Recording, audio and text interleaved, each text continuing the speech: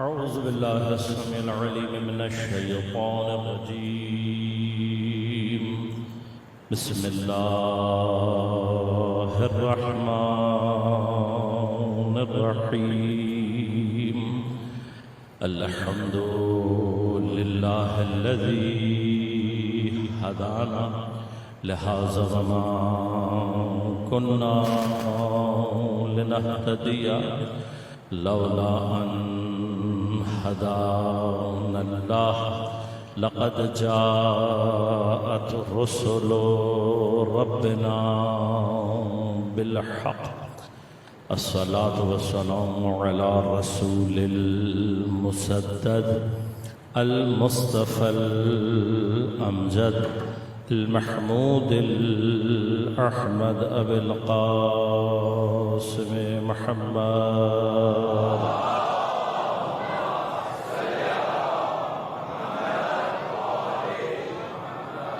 والصلاة والسلام على أسد الله الغالب غالب على كل غالب علي بن أبي طالب.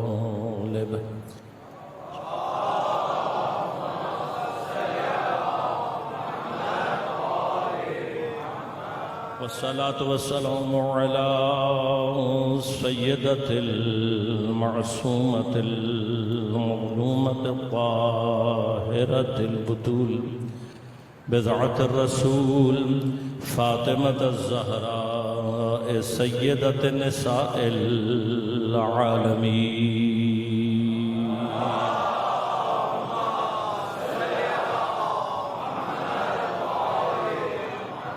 والصلاة والسلام على الحسن المجتبى والحسين المظلوم وأهل بيته الطيبين الطاهرين المعصومين المظلومين المنتجبين المنتخبين، لا سيما بقية الله في الأراضين، روحي وأرواح العالمين لتراب مقدمه الفداء، ولعنة الله على أعدائهم أجمعين. أما بعد، قال الله تعالى في كتابه الكريم: بسم الله الرحمن الرحيم. إنما يريد الله ليذهب عنكم الرجس أهل البيت ويطهركم تطهيرا.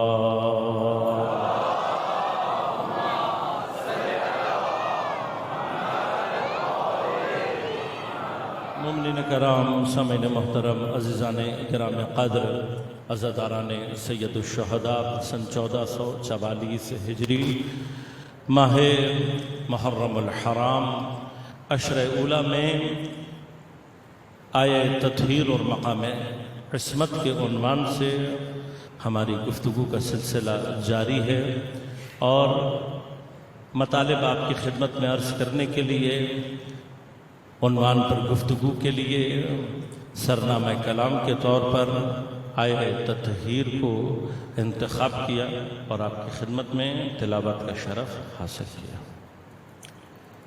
میں نے کل آپ کی خدمت میں عرض کیا کہ آیہ تطہیر سورہ مبارک احزاب کی 33 نمبر آیت کا آخری حصہ۔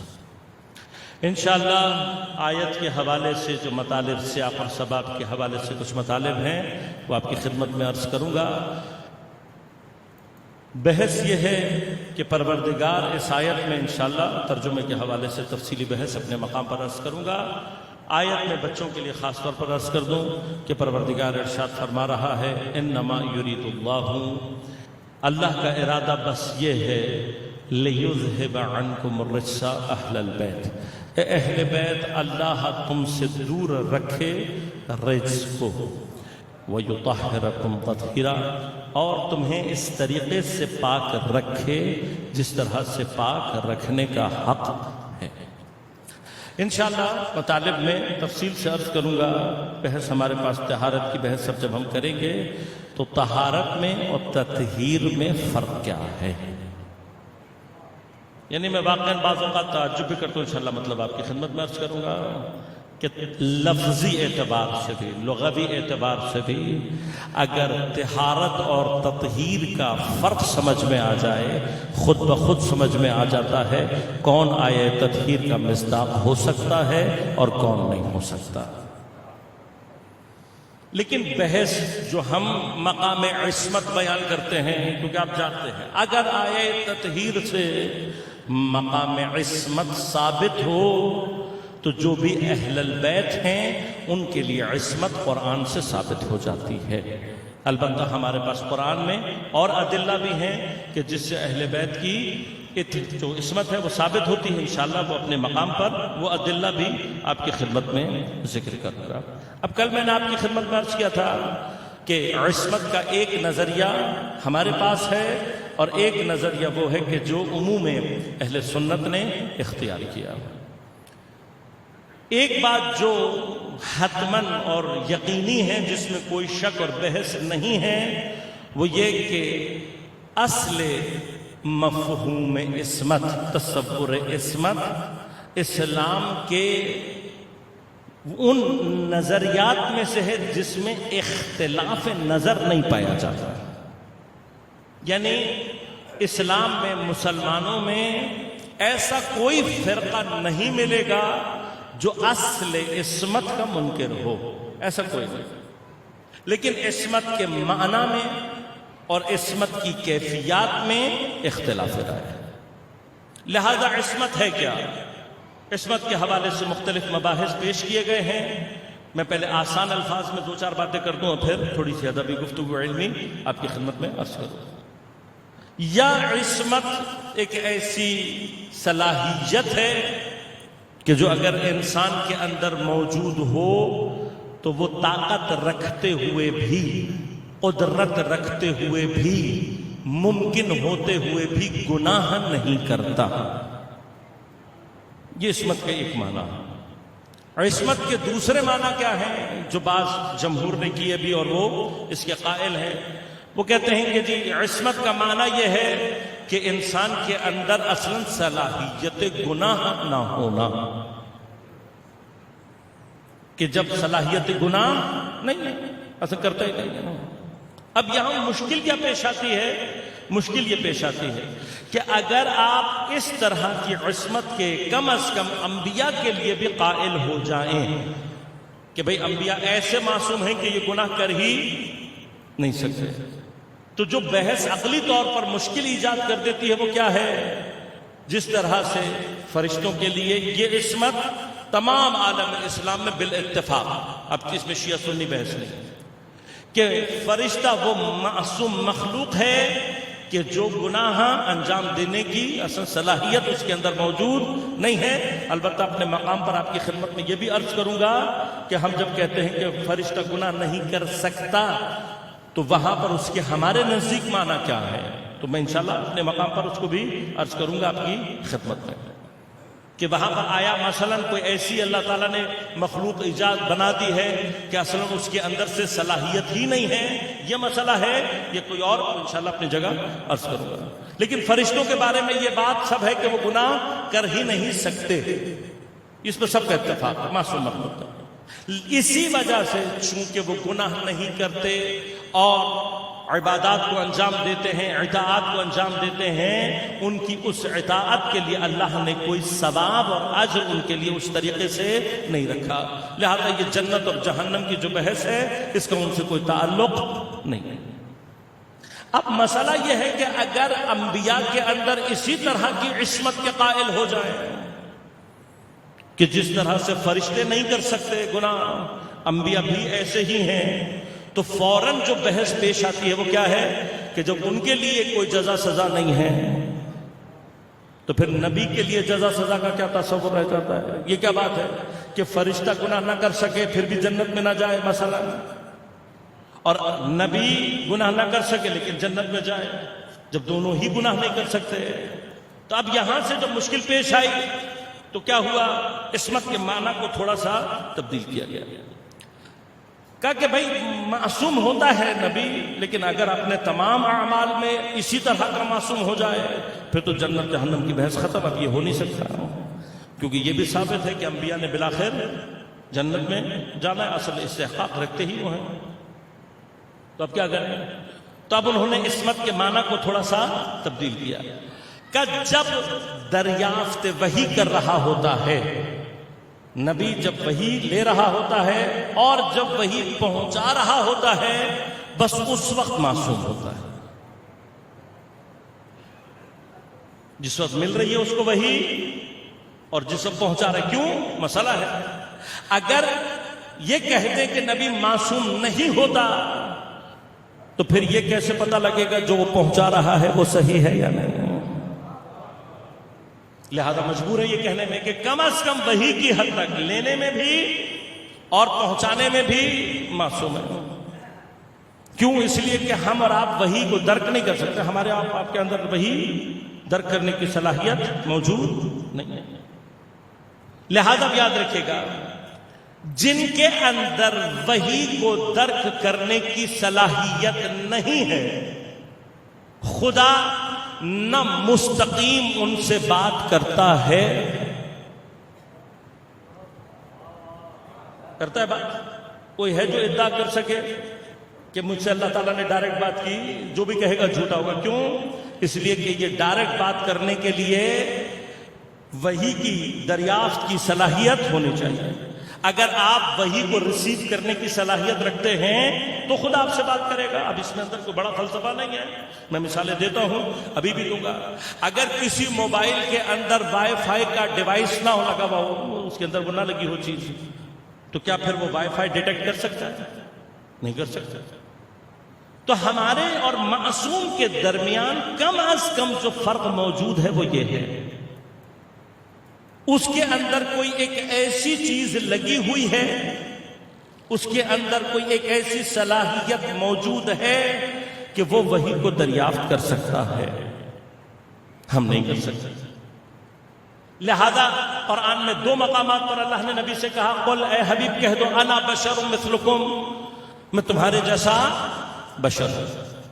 اگر آیت یہاں آ کر رک جائے اور ختم ہو جائے پھر ہر ایک کو حق ہے کہ وہ یہ کہہ سکے کہ نبی میرے جیسا کہہ سکتا ہے. لیکن آیت یہاں رکی نہیں ہے، بلکہ کیا کہا؟ میں تمہارے، انا بشر مثلکم، میں تمہارے جیسا بشر ہوں. لیکن آیت ختم نہیں. کیا کہا؟ دکھائی تمہارے دیتا ہوں، لیکن یوحا الیہ، میں وہ ہوں جس کے اوپر وحی آتی ہے. میں وحی کو دریافت کرنے کی صلاحیت رکھتا ہوں. بس یہ فرق تو قائل ہو گئے نا. آیت نے کم از کم فرق کیا بتایا ہے کہ بھئی تمہارے اور نبی کے درمیان میں کم از کم اتنا فرق ہے کہ وہ وحی دریافت کر سکتا ہے، تم وحی دریافت نہیں کر سکتے. یہ فرق معصوم اور غیر معصوم میں ہمیشہ سے رہے گا. بس معصوم انشاءاللہ عرض کروں گا، معصوم کسے کہتے ہیں کہ جو وحی کی دریافت کی صلاحیت رکھتا ہو. اس کو ذہن میں رکھیے گا، اسے کہ ہمارے عقیدے کا حصہ ہے، اور اس سے آگے انشاءاللہ میں کچھ مطالب بھی آپ کی خدمت میں عرض کروں گا. اب معصوم، اب بعض لوگ جو ہمارے ہاں برادران اہل سنت میں اس عقیدے کے منکر ہیں کہ نبی کے علاوہ کوئی بھی معصوم نہیں ہو سکتا.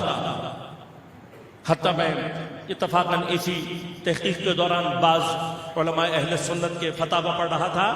فرمایا کہ اگر کوئی بھی اس بات کا قائل ہو جائے کہ غیر نبی معصوم ہو سکتا ہے تو وہ اہل سنت سے خارج ہے.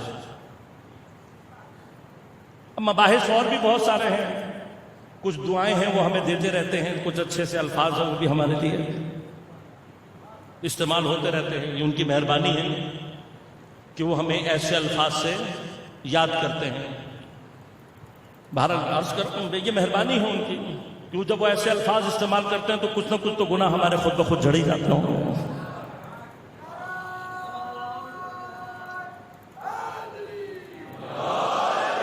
ہمارے بعض بچے بیچارے پریشان ہوتے ہیں کہ آغا صاحب یہ کہہ دیا، فلانے نے ہمیں ایسا کہہ دیا، ویسا کہہ دیا. تو پریشان ہونے کی کیا بات ہے؟ آیت اللہ مصباح یزدی اعلی اللہ مقامہ، واقعاً ایک بڑی خوبصورت شخصیت ہے. ایک مرتبہ رہبر سے ملاقات کے دوران کہنے لگے، رہبر نے پوچھا ان سے کہ آپ کی طبیعت کیسی؟ کہنے لگے جب سے مخالفین نے ہماری برائیاں کرنا شروع کی ہیں تب سے طبیعت بہت اچھی ہے،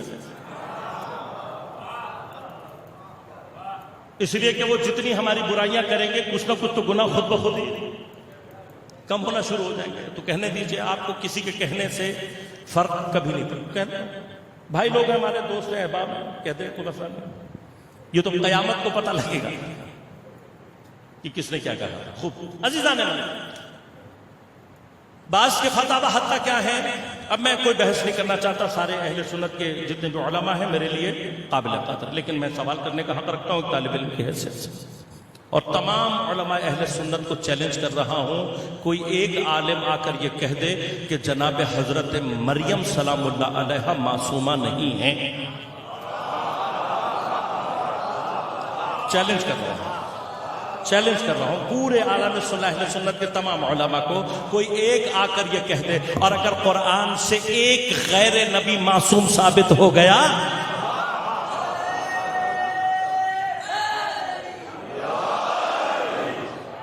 چیلنج ہے ہمارا، کوئی ایک بھی آ کر ثابت کرتے ہیں، اگر کسی میں ہمت تو کہہ دے کہ جناب مریم سلام اللہ علیہا معصوم، ہاں، اور پھر وہیں سے یہ بحث کھلے گی کہ غیر نبی ہے لیکن وہی، اب اپنے مقام پر عرض کروں گا، اپنے مقام پر انشاءاللہ تفصیل سے عرض کروں گا، لیکن ابھی تو میں مطلب بیان کرنا چاہ رہا ہوں۔ لہذا مسئلہ کیا ہے؟ مسئلہ یہ ہے، اب یہ تو اپنی جگہ بحث ہو گئی، بھائی کیوں کہہ رہے ہیں آپ کہ نبی کے علاوہ کوئی معصوم نہیں ہو سکتا؟ اس لیے کہ اگر اس کے قائل ہو جائیں اور اہل بیت کی عصمت ثابت ہو جائے، اگر اہل بیت کی عصمت کے قائل ہو جائے اور اہل بیت کی عصمت انبیاء کی طرح ثابت ہو جائے، تو طرف مقابل کے سارے نظام خود بخود منہدم، پھر سارے کے سارے مقابل جتنے بھی نظام ہے خود بخود، اب یہ فیصلہ آپ نے کرنا ہے، نظام سیاسی بچانا ہے یا عقیدہ بچانا ہے، یہ فیصلہ آپ خود کریں، ہمارا مسئلہ نہیں ہے، یہ ہمارا مسئلہ نہیں ہے، یہ آپ خود فیصلہ کریں۔ کیوں؟ اس لیے کہ اگر اہل بیت کو اللہ نے معصوم بنایا ہے، ہم یہ بحث کر ہی نہیں رہے، ہم نے کل بھی آپ کی خدمت میں عرض کیا تھا، نہ ہم کسی کو معصوم بنانے والے ہیں، نہ غیر معصوم قرار دینا، ہمارا کام ہی نہیں ہے، ہم تو قرآن سے دلیل لے کر آ رہے ہیں، دلیل کا جواب دلیل سے دو، اور اگر نہیں ہے تو یہ سوچ لینا خدا کے بنائے ہوئے کے مقابل پر آنے والے کے ساتھ ہوتا کیا ہے، اس لیے کہ بحث ہمارے بنائے ہوئے کے نہیں، ہم کر ہی نہیں رہے، آپ سے یہ بحث ہم کر ہی نہیں رہے، اسی لیے ہم آپ کو کبھی بھی ولایت فقیہ کی دعوت نہیں دیتے، وہاں ہم کہتے ہیں کہ بھئی ہمارا کچھ نہ کچھ اس میں دخل موجود ہے، وہاں نہیں بلا رہے، ہم بلا رہے ہیں ولایت امیر المؤمنین کی طرف، ہماری دعوت، ہمارا بلانا، آج تک کیوں بحث کرتے ہیں اس سے؟ اس لیے کہ اگر ابتدا کی اینٹ صحیح ہو جائے ساری عمارت خود بخود سیدھی ہو جاتی ہے، لہذا بحث عصمت آپ کو کیا کہتے ہیں؟ اسی لیے اہل سنت کے ہاں جو عصمت کے مسائل ہیں اس کے اندر بعض قائل ہم کہتے ہیں نہیں نبی قائل ہوتا ہے، لیکن مسئلہ کیا ہے اور بہت سارے مسائل ہیں، تو لہٰذا بعض کی نظر حتیٰ یہاں تک ہے کہ نبی صرف ابلاغ دریافت اور ابلاغ وحی میں معصوم ہوتا ہے، اب اس کے غیر کیا کیا ہو سکتا ہے؟ صرف نقل قول کر رہا ہوں، ورنہ ہمارے نزدیک یہ تمام اقوال انبیاء کی توہین حساب ہوتے ہیں، نقل کفر نباشت کے عنوان سے صرف نقل قول کرنے کے لیے بیان کر رہا ہوں، ورنہ ہمیں علماء اہل سنت کی کتابوں اور فتاوی میں یہ الفاظ ملتے ہیں کہ اس سے ہٹ کر صرف نبی عمدن گناہ انجام نہیں دیتا، لیکن سہواً اور نسیاناً اس سے گناہ انجام پا سکتا ہے، حتیٰ بعض نے یہ کہا ہے کہ ابلاغ اور دریافت وحی کی کیفیت سے پہلے نعوذ باللہ من ذالک نبی اس وقت کافر بھی ہو سکتا۔ اب ہمارے حساب سے یہ توہین ہے، لیکن ہم ایف آئی آر کٹانے والے نہیں ہیں، ہم کہتے ہیں علمی بحث، علمی گفتگو کا علمی جواب دیجیے، ایف آئی آر مسائل کا حل نہیں ہے، ایف آئی آر کٹوانے کا مطلب ہی یہ ہے کہ تمہارے پاس جواب نہیں ہے، ورنہ اگر جواب ہے تو جواب دو، جواب ہے تو جواب دو، علمی جواب کا جواب علمی ہونا چاہیے. لہذا عزیزان من، اب میں اس بحث میں نہیں جانا چاہتا، تفصیل میں کوئی موقع نہیں ہے، نہ محل ہے نہ ہماری بحث، آپ جو مرضی کہتے رہے ہیں.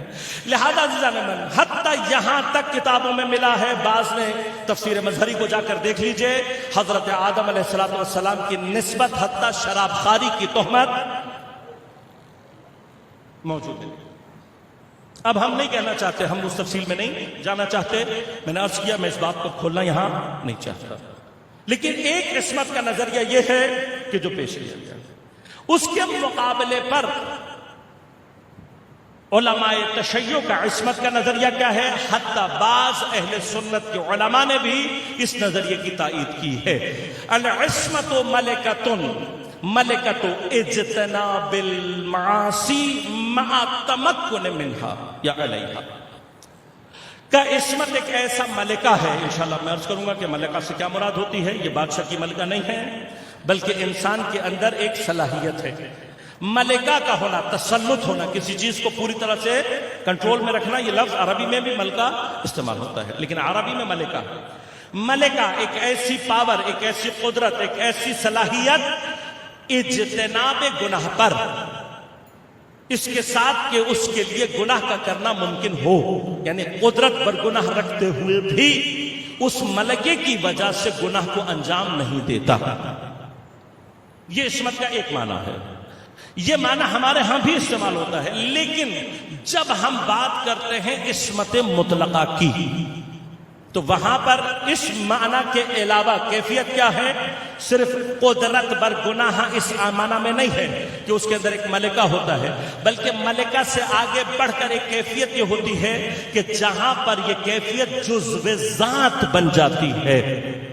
جب یہ کیفیت جزو ذات ہوتی ہے تو کیا ہوتی ہے؟ اب یہ ذات سے جدا نہیں ہوتی، بس جب معصوم آتا ہے تو معصوم ہوتا ہے، اور یہ عصمت اس سے جدا. یعنی یہ نہیں ہے کہ آنے کے بعد تربیت حاصل کر کے آہستہ آہستہ اس کے اندر یہ ملکہ حاصل ہو. لہذا اب چونکہ یہ لفظ استعمال کیا ہے تو تھوڑا سا ایک بحث عرض کر دوں تاکہ میں بتا سکوں کہ میں ایگزیکٹلی آپ کی خدمت میں کہنا کیا چاہتا ہوں. اور کیجئے گا، ملکہ یعنی ایک خاص تسلط کسی چیز کے اوپر.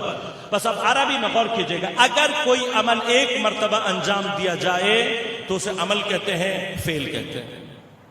مثلا میں نے ایک مرتبہ کسی کو صدقہ دے دیا تو آپ کہیں گے ہاں بھائی مولانا صاحب نے صدقہ دیا. اب یہ نہیں ہوگا کہ آپ ایک مرتبہ صدقہ دیکھتے ہوئے میرا نام سخی رکھ دیں، نہیں ہوگا نا. ایک ہی دفعہ دیکھا ہے آپ نے، ایک دفعہ سے ضروری نہیں ہے کہ میں دیتا ہوں. ایک دفعہ آپ نے دیکھ لیا تو اب میرا نام آپ حاتم طائی نہیں رکھ سکتے.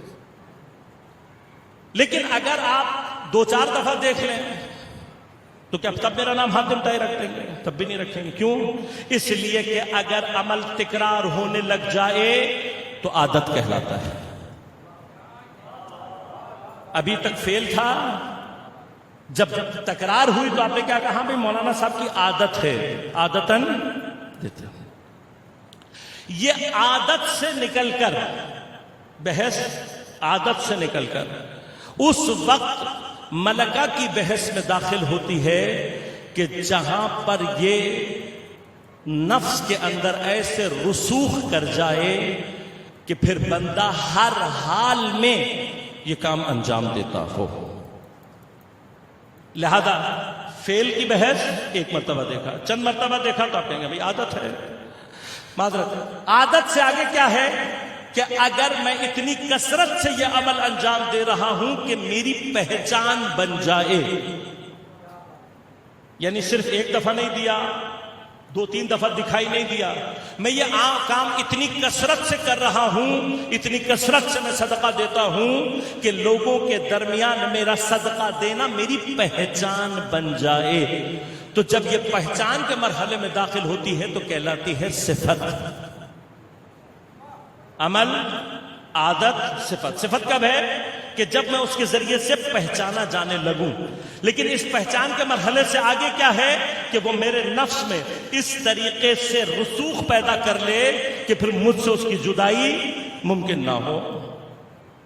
فرق کیا ہے صفت میں اور ملکہ میں؟ فرق یہ ہے کہ صفت کا حامل اس وقت تک دیتا ہے جب تک اس کے پاس ہوتا ہے، گنجائش ہوتی ہے اس کی. جب اس کے پاس ختم ہو جاتا ہے تو وہ اپنے دروازے بند کر دیتا ہے. لہذا غور کیجئے گا، حاتم طائی کی سخاوت اس کی صفت تھی. کیوں؟ اتنی کثرت سے اس نے صدقات دیے، اتنی کثرت سے لوگوں کی مدد کی کہ اس کی پہچان سخاوت بن گئی تھی. اب یہ صفت کیوں بنی؟ روایت میں ملتا ہے کہ 8 دروازے تھے حاتم طائی کے، اور 8 دروازوں سے آنے والے کو وہ دیا کرتا تھا. تو ایک مرتبہ اس کے بھائی نے کہا کہ بھئی اس میں یہ کون سی بڑی بات ہے، میں بھی حاتم کی طرح سے سخاوت دکھا سکتا ہوں. انہوں نے کہا اچھا ایسا ہے تو کر کے دیکھ لے. کیا ہوا؟ حاتم کی جگہ پر بیٹھا. اب امتحان کے لیے کیا ہوا، ایک شخص پہلے ایک دروازے سے آیا، اس نے دے دیا. تھوڑی دیر بعد اس نے دیکھا دوسرے دروازے سے آیا، پھر دے دیا. جب وہ تیسرے دروازے سے آیا تو اس نے ڈانٹ دیا کہ بھئی تو 2 دفعہ لے جا چکا ہے، اب تیسری دفعہ کیوں آیا ہے؟ اس نے نقاب ہٹا کر کہا دیکھا تجھ میں اور حاتم میں یہ فرق ہے. کہ حاتم سے میں نے 8 دروازے سے آ کے مانگا، چونکہ صفت ہے، پہچان ہے، اس کے اندر یہ قدرت ہے، جب تک ہے دے رہا ہے. یہ نہیں پوچھ رہا کہ کون ہے، کتنی مرتبہ لے گیا. بس اب یاد رکھیے گا، سخاوت اگر صفت بن جائے تو کم از کم انسان اس جگہ پہنچ جاتا ہے کہ حتیٰ بار بار مانگنے والے کو بھی عطا کرتا رہتا ہے. ابھی ملکے میں داخل نہیں ہوئی بات. صفت کے مرحلے میں بھی اگر انسان کی صفت ہو جائے سخاوت تو وہ اس مرحلے پر پہنچ سکتا ہے کہ بار بار مانگنے والے کو رد نہ کرے. جب صفت انسان کی یہ ہوتی ہے کہ وہ بار بار مانگنے والے کو رد نہیں کرتا تو جو خدا کریم مطلق ہے ناممکن ہے کہ ہمارے مانگنے سے کوئی مرحلہ ایسا آ جائے کہ وہ عطا نہ کرے. لہذا خدا سے مانگتے ہوئے کبھی بھی شرمانا نہیں چاہیے. لیکن آگے کا مرحلہ کیا ہے؟ ملکہ کیا ہے؟ اب 8 دروازوں سے دیتا تھا، لیکن جب ختم ہو جاتا تھا تو 8 کے 8 دروازے بند کر دیتا. اب بند ہونے کے بعد کوئی آئے تو کہا جاتا تھا کلاؤ. لیکن مدینہ میں ہمیں ایک دروازہ ایسا دکھائی دیا کہ تاریخ نے یہ لکھا ہے کہ کبھی ایسا نہیں ہوا کہ اس دروازے پر کوئی آیا ہو اور خالی ہاتھ واپس گیا ہو. بس یہ گھرانہ کیا ہے؟ یہ وہ ہے کہ سخاوت اس کے ملکات میں سے ہے. جب ملکات میں سے ہے تو یہ کس مقام پر پہنچ جاتا ہے؟ یہ اس مقام پر پہنچ جاتا ہے کہ جہاں پر جب اس کے پاس دینے کے لیے ختم ہو جاتا ہے تو حتیٰ اپنی ضرورتوں میں سے دینا شروع کر دیتا ہے. پس اگر دینے کے لیے کوئی نہ ہو، اس گھر کی خاتون حتیٰ اپنی چادر، اب میں اس تفصیل میں نہیں جانا چاہتا، واقعہ دل تو بہت ہے کہ بچوں کو سنائے جائیں یہ سارے واقعات کہ اس چادر کی فضیلت کیا ہے، کہاں کہاں گئی اور کیا کیا معجزات دکھا کر آئی. جس کی چادر معجزے دکھاتی ہو وہ سیدہ خود کس مقام پر ہوگی. لہذا سخاوت ہے. ملکہ کے مرحلے میں پہنچ جائے تو ملکہ کا تقاضا کیا ہے؟ حتیٰ اپنی ضرورت میں سے دیتے ہیں. اب جس کو سخاوت کا مرحلہ ملکے کی حد میں سمجھ میں ہی نہیں آتا، اس کو یہ بات کبھی بھی سمجھ میں نہیں آئے گی کہ یہ گھرانہ اس منزل پر ہے کہ اگر یتیم آ جائے، اگر اسیر آ جائے، اگر مسکین آ جائے، یہ سارے کے سارے آئیں، ہر روز آئیں، تو یہ گھرانہ اس منزل پر ہے حتیٰ اپنی ضرورت میں سے نکال کر یتیم کو، مسکین کو، اسیر کو دے دے گا. اب اعتراض کرنے والا، مجھے نہیں پتا تم کس دروازے پر جانے کے عادی رہے ہو، پلٹ کر اعتراض کیا کرتا ہے؟ کہتا ہے بھائی 1 آدھ روٹی دے دینا کافی تھا، 5 روٹیاں کیوں دیے جا رہی ہیں؟ تو بھائی دینے والوں کو پہلے پہچان تو لے. یہ تیری طرح کو کنجوس افراد تھوڑی ہیں کہ دیتے ہوئے بھی یہ سوچیں کہ کتنا دینا ہے. مانگنے والے کی کتنی ضرورت ہے؟ کیا اس کا اپنا کوئی گھرانہ نہیں ہوگا؟ جو خود بھوکا آ رہا ہے کیا اس کے بچے بھوکے نہیں ہوں گے؟ جو خود مسکین ہے کیا اس کے بچے مسکین نہیں ہوں گے؟ جو خود اسیر ہے کیا اس کے بچے مشکل میں نہیں ہوں گے؟ تو جو صورت دیکھ کر دے وہ اور ہوتا ہے، جو ضرورت دیکھ کر دے وہ اور ہوتا ہے. لہذا اسی لیے غور کیجئے گا کہ دعاؤں میں ہمیں تعلیم ہی یہ کیا گیا ہے کہ جب بھی دعا مانگو پروردگار سے یہ مت کہو کہ پروردگار مجھے یہ دے دے، پروردگار مجھے وہ دے دے. کہو پروردگار میری اہلیت کو دیکھ کر مت دے، اپنی اہلیت کو دیکھ کر عطا کر. اس لیے کہ میری اہلیت کی بات ہوگی تو ختم ہو جائے گا، لیکن تیری اہلیت کی بات ہوگی تو پھر کبھی بھی ختم نہیں ہوگا۔ لہٰذا ملکہ کیا ہے؟ ملکہ ہے کہ جو انسان کے نفوس میں رسوخ پیدا کر لیتا ہے۔ جب رسوخ پیدا کر لیتا ہے تو حتیٰ ملکے کے مرحلے پر بھی وہ کیفیت انسان سے جدا نہیں ہوتی۔ لیکن اس سے آگے کا مرحلہ کیا ہے؟ جہاں پر کوئی صفت انسان کے جزو وجود ہو جائے، اس کے وجود کا حصہ بن جائے۔ اس کی انشاءاللہ تفصیل میں آپ کی خدمت میں عرض کروں گا۔ یعنی کیا؟ وہ ذات جس وقت خلق ہوئی ہو اس کے اندر وہ چیز موجود ہو، اس کی ذات کا حصہ ہو۔ یعنی کیا ہو؟ کوئی معصوم بالذات ہو۔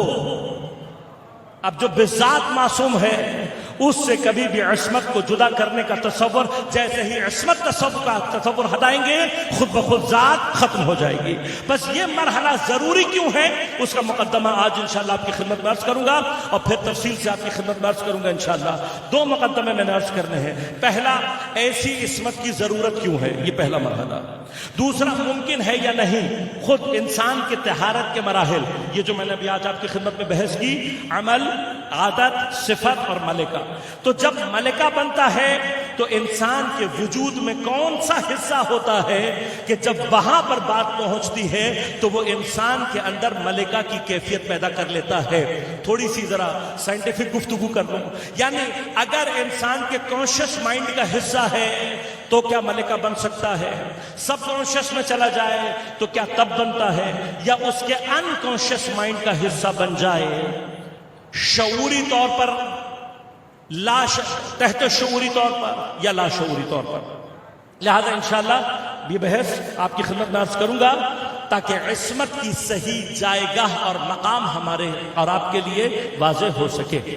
خوب اب غور کیجئے گا، یہ جو عصمت ہے یہ خود انسان کی اپنی ضرورتوں میں سے ہے۔ عقلی طور پر انسان عصمت کا محتاج ہے۔ تفصیلات انشاءاللہ میں عرض کروں گا۔ ابھی جو عصمت سے مراد لے رہا ہوں وہ کیا ہے؟ عصمت سے مراد ایک ایسی کیفیت کہ جو انسان کو غلطی سے بچائے، انشاءاللہ عرض کروں گا۔ اب جب معصوم بالذات ہوتا ہے تو تفصیلات عرض کروں گا کہ صرف وحی کے لینے اور پہنچانے میں معصوم نہیں ہوتا، صرف دینی مسائل میں معصوم نہیں ہوتا، صرف عقلی معاملات میں معصوم نہیں ہوتا، بلکہ معصوم بالذات وہ ہوتا ہے جو اصلاً سہواً اور نسیاناً بھی خطا نہیں کرتا، اور اس سے اوپر کا مرحلہ وہ ہے کہ جہاں حتیٰ اس سے ترک اولا بھی انجام نہیں پاتا۔ تو یہ عصمت کے مقامات ہیں جو انشاءاللہ میں تفصیل سے آپ کی خدمت میں عرض کروں گا۔ انسان کو کیا ضرورت ہے یا نہیں، یہ مرحلہ بس آج آپ کی خدمت میں عرض کروں، اور پھر انشاءاللہ کل اپنی گفتگو کو یہیں سے آگے بڑھاؤں گا۔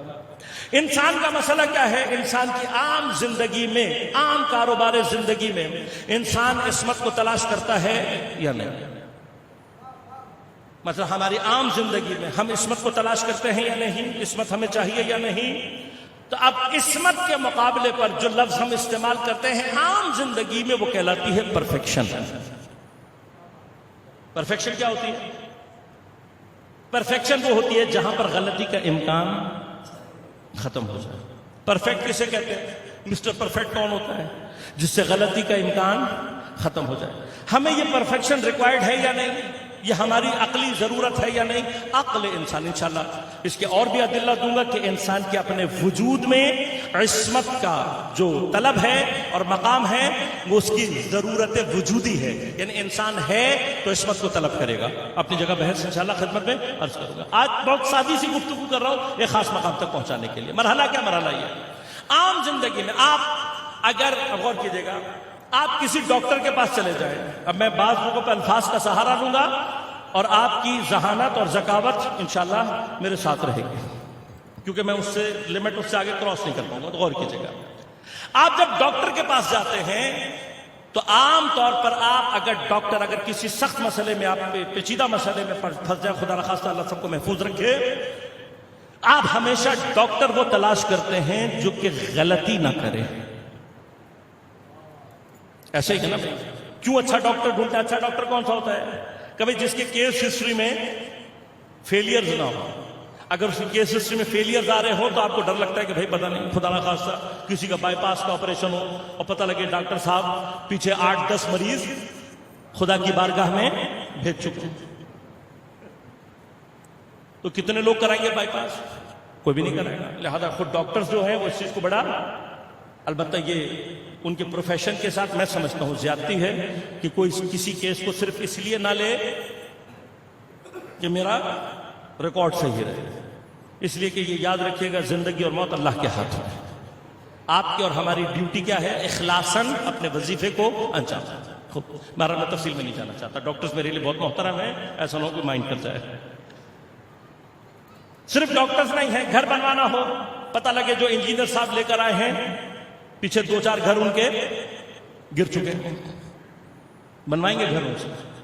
وکیل صاحب، ہاں کوئی سخت مرحلہ چل رہا ہو اور پتہ لگے کہ پیچھے جو 4-5 کیس ہیں ان سب کو حضرت تختہ دار پہ پہنچوا چکے ہیں، لیں گے وکیل.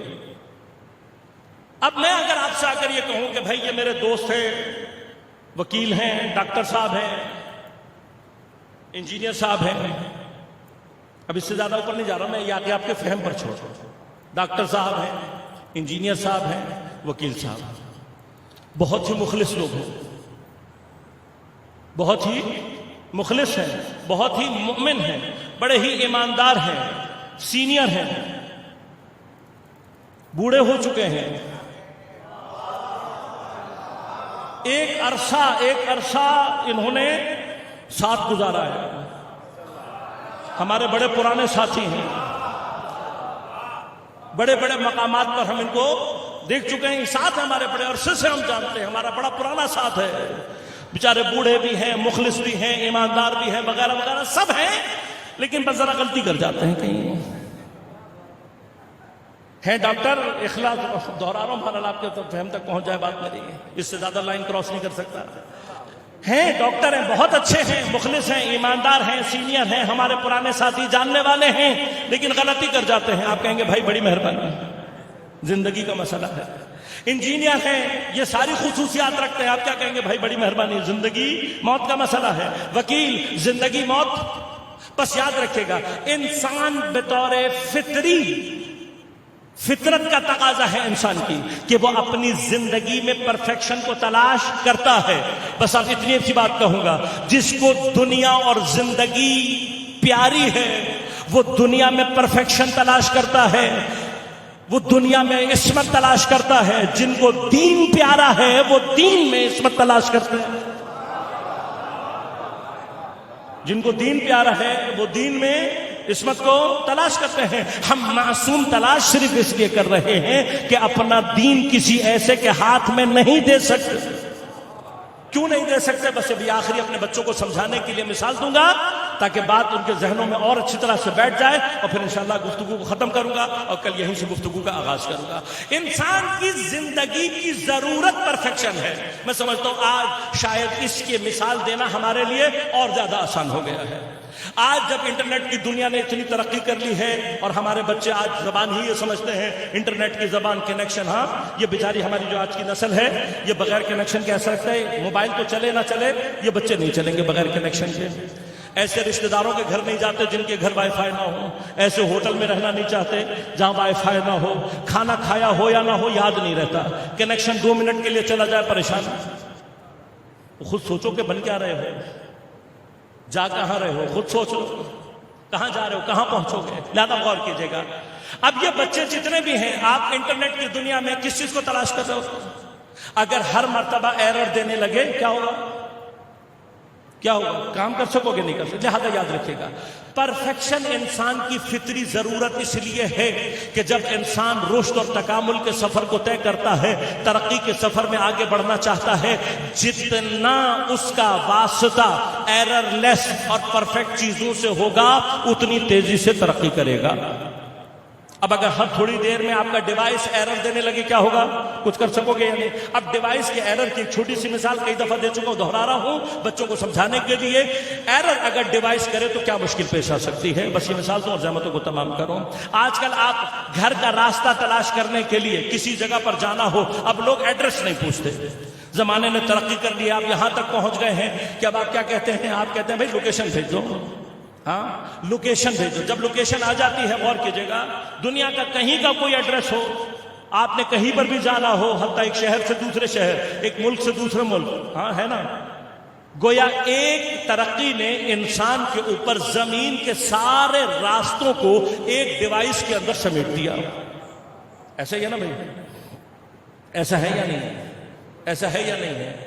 ایک ڈیوائس کے اندر آ گیا۔ اب میں یہ پوچھنا چاہتا ہوں، وہ جو یہ کہہ رہا تھا کہ کسی نے ممبر پر بیٹھ کر یہ کہا تھا سلونی قبل ان تفقدونی،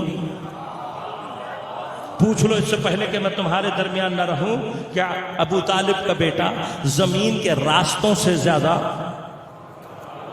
آسمان کے راستوں کو جاتا ہے؟ تو اس نے اعتراض کر کے کہا علی تو کبھی مدینہ سے باہر نہیں نکلے، محلے سے تو باہر تو بھی نہیں نکلا، اب جانے کے لیے ڈیوائس کے اوپر اعتماد کر رہا ہے یا نہیں؟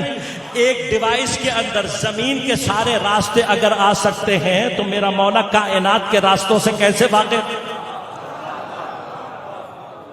ایک ڈیوائس میں آ سکتے ہیں تو میرا مولا کائنات کے راستوں سے واقف کیوں نہیں ہو سکتا؟ لہذا غور کیجیے گا، اب آپ جانا چاہتے ہیں اور آپ گوگل ایپ استعمال کر رہے ہیں، اگر کیا ہو، اب ہوتا ہے بعض اوقات پاکستان میں تو عام طور پہ پیش آ جاتا ہے، اگر گوگل میپ ایرر دینے لگے کیا ہوگا؟ کیا ہوگا؟ بڑا سمپل سا مسئلہ ہے، اگر گوگل میپ ایرر دینے لگے، جانا کہیں چاہتے ہو گے، پہنچ کہیں اور جاؤ گے۔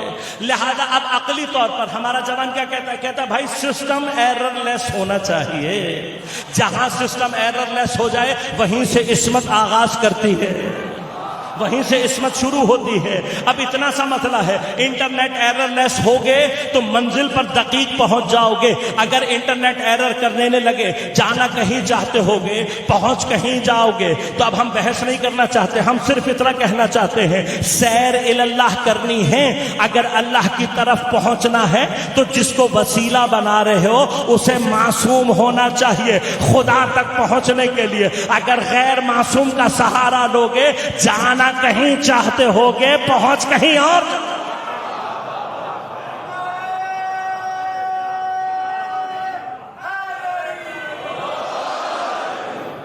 کہیں اور پہنچ جاؤ گے، کہیں اور پہنچو گے۔ بس اب ایک آخری مرحلہ عرض کر رہا ہوں اور زحمتوں کو تمام کروں گا کہ جب آپ کو اگر معلوم نہ ہو کہ سسٹم ایرر دے رہا ہے تو ہوتا کیا ہے؟ اپنے گمان میں تو آپ منزل کی طرف ہی جا رہے تھے۔ وہ کریم اوبر والا بیچارہ کبھی کبھار وہ کیا کہتا ہے؟ وہ کہتا ہے بھیا میں تو ایڈریس ہی فالو کر کے آیا ہوں، آپ کا گھر نہیں مل رہا۔ کیوں؟ جب تک وہ یہ سمجھتا رہتا ہے کہ میں صحیح جا رہا ہوں، اصلاً متوجہ نہیں ہوتا کہ میں جا کہاں رہا ہوں۔ لہٰذا عصمت اسی لیے ضروری ہے، کہیں ایسا نہ ہو تمہیں پتہ ہی نہ چلے، جانا خدا کے پاس جا رہے تھے، پہنچ شیطان کے پاس جاؤ، اور پھر پہنچ کر کیا کہو گے؟ میں تو میپ کو فالو کر رہا تھا۔ عزیزان من، جب انسان کی زندگی کی اتنی سی چیزوں کے اندر اسے عصمت درکار ہے تو یہ ناممکن ہے کہ خدا اپنے تمام شریعت کے نظام کو کسی غیر معصوم کے ہاتھ میں دے دے۔ لہذا پروردگار نے کسی بھی مقام پر شریعت کے نظام کو غیر معصوم کے ہاتھ میں نہیں رکھا۔ اب عصمت کیا ہوتی ہے، کیسے پیدا ہوتی ہے، تزکیہ کسے کہتے ہیں، اذہاب رزق کی منزل کیا ہے، انشاءاللہ کل مطالب آپ کی خدمت میں عرض کروں گا۔ لیکن جب شریعت کا نظام معصوم کے ہاتھ میں ہو تو صرف خود منزل پر نہیں پہنچتا، بعض اتنے بھٹکے ہوئوں کو بھی منزل پر پہنچا دیتا ہے کہ اگر اپنے سفر کے آخری منٹ میں وہ متوجہ ہو جائے، آخری منٹ میں متوجہ ہو جائے، پوری رات اس نے لشکر یزید میں گزار دی، لیکن آخری مرحلے میں متوجہ ہو جائے تو معصوم اسے کہتے ہیں وہاں سے اٹھا کر وہاں تک پہنچا دیتا ہے، لعنت اللہ کی منزل سے اٹھا کر علیہ السلام کی منزل پر پہنچا دیتا ہے۔ لہٰذا معصوم کی پیروی، معصوم کا ہونا، اگر اس سفر کو طے کرنا چاہتے ہو، لعنت اللہ کی منزل سے نکل کر علیہ السلام کی منزل میں پہنچنا چاہتے ہو، حسین کا ہاتھ تھام لو، کیونکہ یہ وہ سفینہ ہے جو سری ترین طریقے سے اللہ تک لے کر جاتا ہے۔ خدا جانے سید الشہداء نے خدا سے معاملہ کیا طے کیا ہے، لیکن یہ معاملہ سید الشہداء پوری پلاننگ کے ساتھ چل رہا ہے۔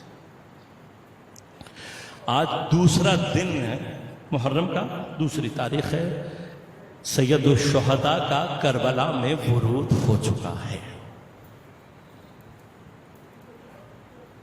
سرزمین پر پہنچے ہیں، بعض روایات کے مطابق حتیٰ حضرت کی سواری ایک مقام پر آ کر ٹھہر گئی، اور کئی سواریوں کو بدلنے کے بعد جب سواری نے حرکت نہیں کی، حضرت کاملاً متوجہ ہوئے اور پھر فرمایا کہ عباس خیموں کو لگا دو۔ خیموں کو لگا دیا گیا، کاروان اتر گیا۔ اطراف کے لوگوں کو معلوم ہوا کہ جنت کا سردار کربلا کی سرزمین پر آیا۔ زیارت کرنے کے لیے پہنچے، سلام کے غرض سے پہنچے تو امام نے پوچھا کہ اس سرزمین کو کیا کہتے ہیں؟ کسی نے کہا مولا ماریا ہے،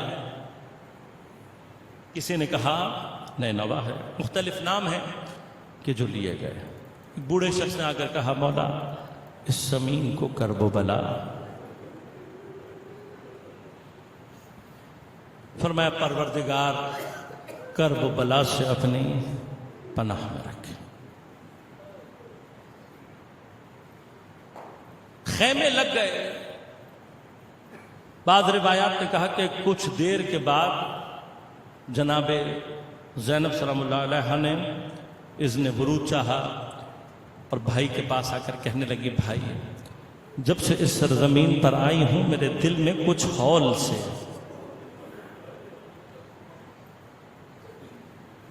فرمایا ہاں ہونا، یہ وہی جگہ ہے جہاں ہمارے بچوں کا خون بہایا جائے گا، یہی وہ جگہ ہے کہ جہاں پر ہمارے جوانوں کو قتل کیا جائے گا، یہی وہ جگہ ہے جہاں پر تمہیں قیدی بنایا جائے گا۔ کربلا پہنچنے سے پہلے جب مکہ سے روانہ ہو رہے تھے تو کوفہ امام نے اپنے بھائی کو بھیجا جو بھائی بھی ہے، اور امام نے کہا ثقتی یہ میرا با اعتماد ساتھی ہے۔ حتیٰ بعض روایات نے یہاں تک نقل کیا کہ فرمایا اس کے ہاتھ پر بیعت گویا میرے ہاتھ پر بیعت۔ خدا جانے مسلم اخلاص کی کس منزل پر پہنچا ہوا ہے۔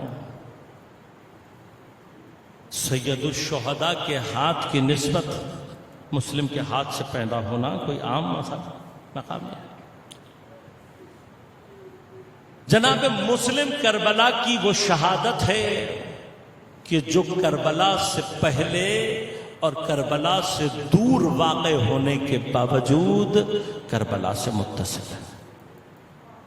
اتنی متصل ہے جناب مسلم کی شہادت کربلا سے کہ کوئی جناب مسلم کو شہداء کربلا سے جدا نہیں کر سکتا۔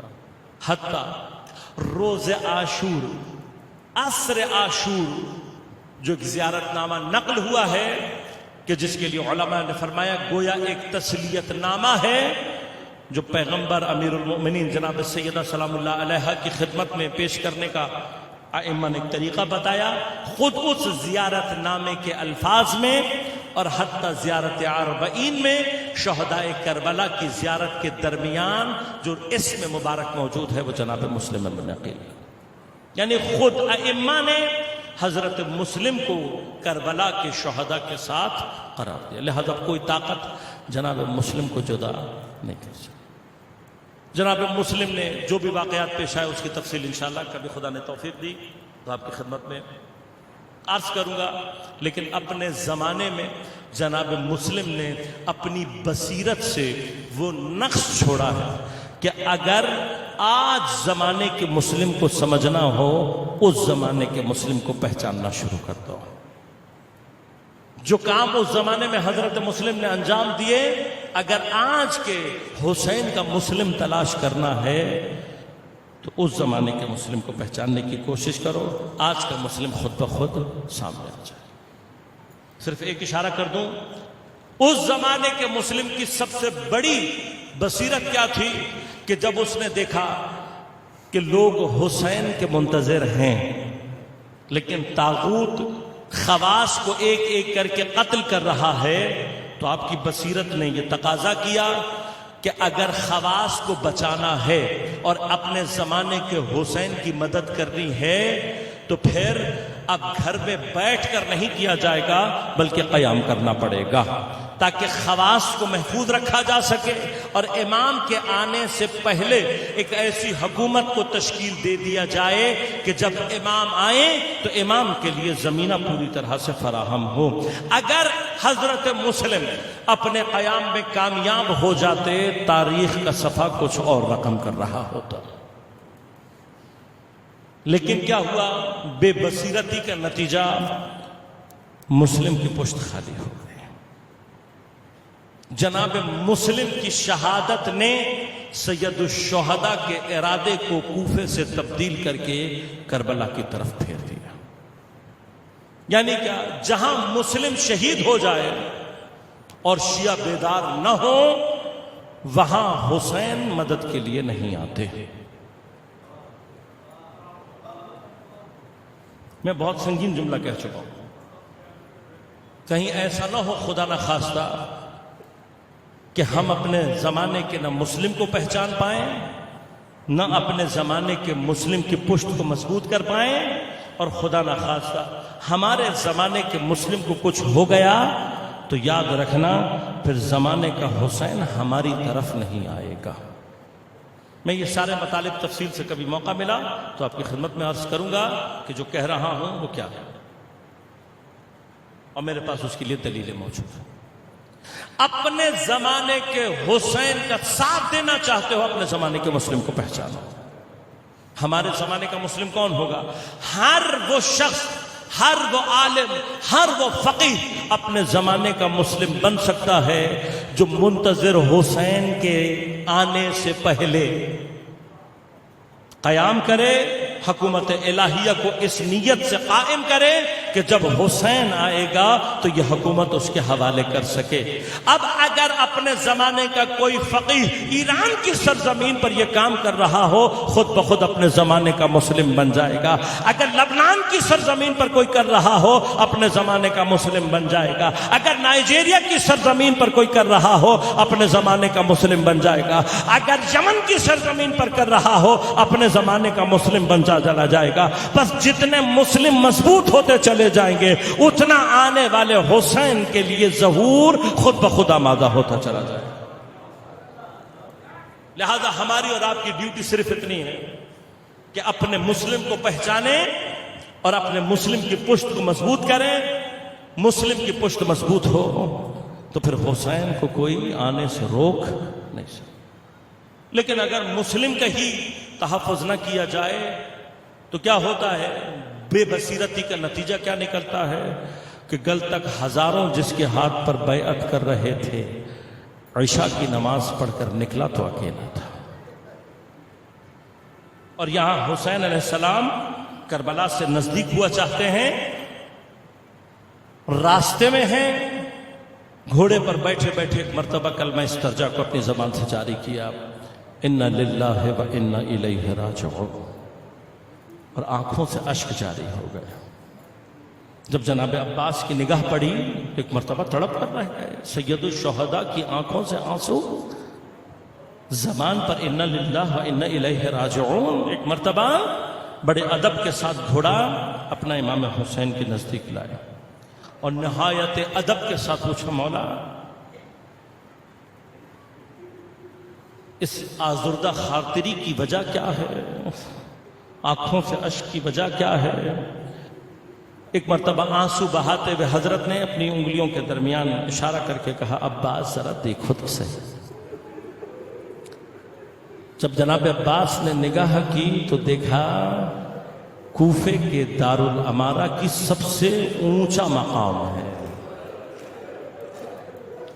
سب سے اونچے مقام پر مسلم زخموں سے چھوٹ چھوٹ، ہاتھ پسے پشت بندھے ہوئے ہیں اور ظالم تلوار لیے پسے پشت کھڑا، اور اتنے میں آپ نے دیکھا کہ تلوار نے حرکت کی، حضرت کی گردن تن اطہر سے جدا ہوئی، اور پھر ملعون نے اس اونچے مقام سے آپ کے جسد اطہر کو زمین پر پھینک دیا۔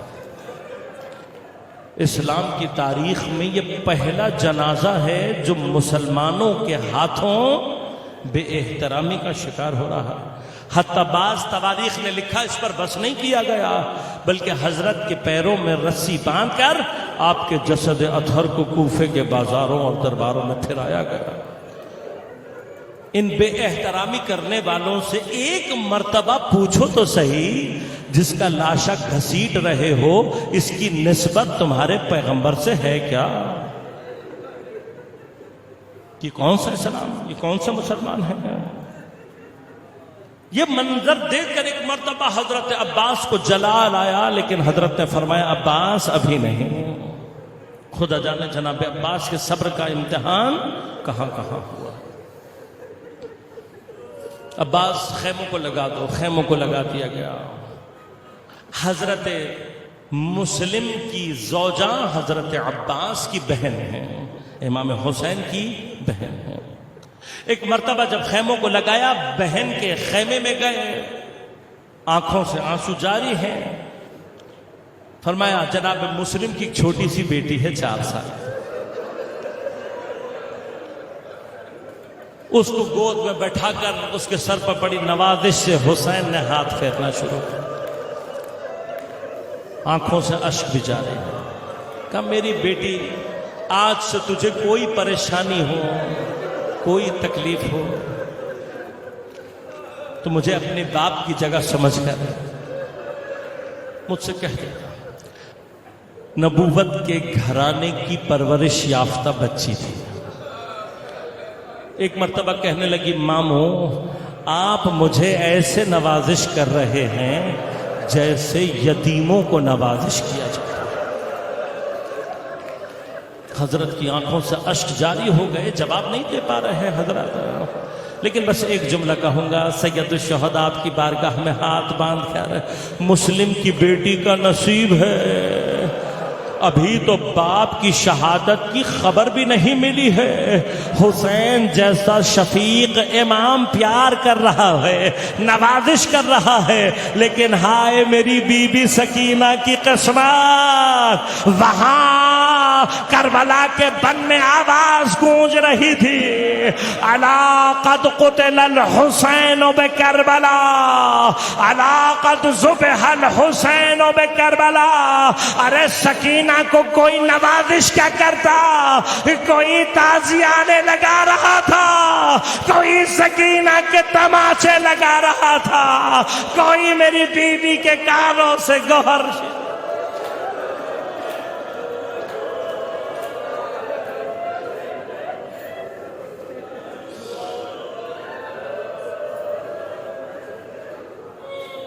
الا ولعنت اللہ علی القوم الظالمین وسيعلم الذین ظلموا ای منقلب ینقلبون۔ باراللہ ہماری عبادت کو اپنی بارگاہ میں قبول و منظور فرما، بحق زہرا و ابیہا و بعلہا و بنیہا، منتقم زہرا، منتقم کربلا، منتقم اسیران کربلا، امام زمان علیہ السلام کے ظہور میں تعجیل فرما۔ باراللہ بحق زہرا و ابیہا و بعلہا و بنیہا، تمام علماء مراجع ازام کو اپنے حفظ و امان میں رکھ۔ باراللہ تمام مؤمنین، تمام عزاداران سید الشہداء کو اپنے حفظ و امان میں رکھ، ان کی پریشانیوں کو دور، مشکلات کو آسان فرما، دشمنان دین، دشمنان عزاداری، دشمنان پاکستان کو نیست و نابود فرما۔ ایک چھوٹی سی درخواست آپ کی خدمت میں عرض کرنا چاہتا ہوں، آپ متوجہ ہیں کہ سیلاب کی کیفیت سے بلوچستان اور جنوبی پنجاب کے بعض علاقوں میں بہت شدید تباہی، خصوصاً بلوچستان میں بہت شدید تباہی اضافہ آئی ہے، سینکڑوں افراد غرق ہو کر جاں بحق ہوئے ہیں۔ بہت سارے علاقوں میں خبر ملی ہے کہ انہوں نے جو اپنے غرق شدہ افراد تھے ان کے جنازے تلاش تو کر لیے، لیکن ایک مدت تک منتظر رہے کہ پانی کے کھڑے ہونے کے باوجود وہ اپنے عزیزوں کو دفنا نہیں پا رہے تھے۔ کسی کا عزیز دفن نہ ہو پائے، اس کیفیت کو شاید ہم سے زیادہ کوئی درک نہیں۔ ان تمام جتنے بھی افراد ہیں، ہم آپ کے غم میں برابر کے شریک ہیں۔ ان تمام جتنے بھی مومنین مسلمان اس میں جاں بحق ہوئے، خدا ان سب کو غریق رحمت کرے، ان کے لواحقین کو صبر عنایت کرے۔ ابھی بھی بہت سارے علاقوں میں بہت شدید تباہی آئی ہے۔ یہ مدد آپ نے مومنین کو نہیں کرنا، بلکہ کربلا کا جو ایثار اور قربانی کا درس ہے، رنگ و نسل و مذہب سے ماورا ہو کر تمام ہمارے مسلمان بلوچستان کے اور دیگر علاقوں کے جو مسلمان بھائی ہیں، بنام سید الشہداء مدد کیجئے۔ ہمارے کچھ عزیز، ہمارے کچھ مومنین، ان کے لیے ریلیف فنڈز کا انتظام کیا ہوا ہے، آپ تک اطلاعات پہنچ جائیں گی۔ جو بھی مدد کر سکتے ہیں اس عنوان سے مدد کریں کہ ان ایام میں ان کی مدد ہمارے نام سے نہیں بلکہ سید الشہداء کے نام کے ساتھ جائے۔ جو بھی ریلیف ہماری طرف سے جائے، یہ کہہ کر جائے کہ یہ مدد ہم نے نہیں کی ہے، یہ مدد آپ کی سید الشہداء نے کی ہے، یہ مدد آپ کے پاس امام حسین علیہ السلام کی جانب سے آئی ہے۔ بنام سید الشہداء اپنے ان مسلمان بھائیوں کی جتنی مدد کر سکتے ہیں ضرور ان کی مدد کریں۔ بار الہ ان کی پریشانیوں کو دور فرما، ان کی مشکلات کو آسان فرما، ہم سب کو امام زمان علیہ السلام کے اعوان و انصار و شمار ہونے کی توفیق عنایت فرما۔ ربنا تقبل منا انک انت السمیع العلیم برحمتک یا ارحم الراحمین۔